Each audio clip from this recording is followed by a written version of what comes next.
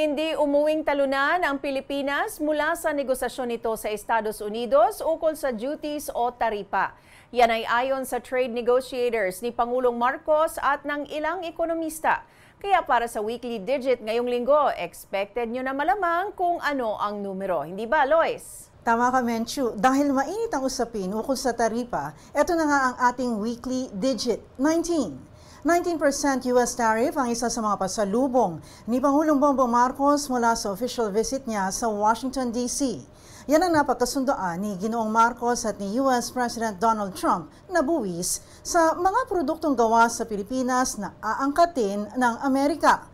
Konting bawas yan mula sa dating 20% na una niyang inanunsyo sa liham niya noon kay Ginoong Marcos. Para kay Capital Economics Senior Economist Gareth Leather, halos sumabay ang taripang ito sa buwis na ipinataw sa ibang bansa sa Southeast Asia. Ibig sabihin, hindi mas mahal kumpara sa tulad ng Vietnamese o Thai o Indonesian products, kaya ang mga produktong Pilipino tatangkilikin pa din sa Amerika. Pati ang research unit ng Fitch, hindi nababahala sa naging resulta ng negosasyon. Yan din ang paliwanag ng trade negotiators ng Pangulo. Full market access ang binigay ni Vietnam. In short, binigay na ni Vietnam lahat sa Amerika. At ang kapalit ay 20% at 40%. Sa atin po, 19% at hindi po natin binigay lahat. Ang Indonesia rin, binigay din nila full market access. In short, binigay rin nila lahat. At ang kapalit nun ay 19%. Ang tinutukoy ni Secretary Frederick Go, investment advisor ng Pangulo, ay hindi binuhos lahat ng Pilipinas ang concession sa Amerika.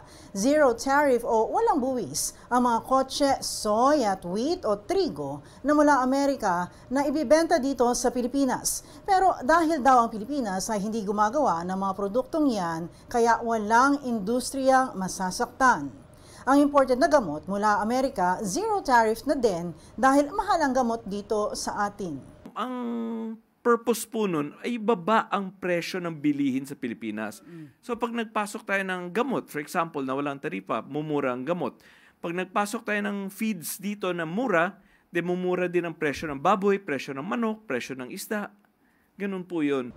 Bukod sa nabanggit, walang ibang agricultural concessions na ibinigay ang trade negotiators kay Trump.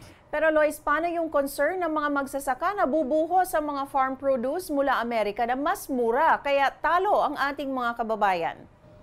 Menchu, binusisi ng DTI at ni Secretary Go ang mga produktong kailangang proteksyonan.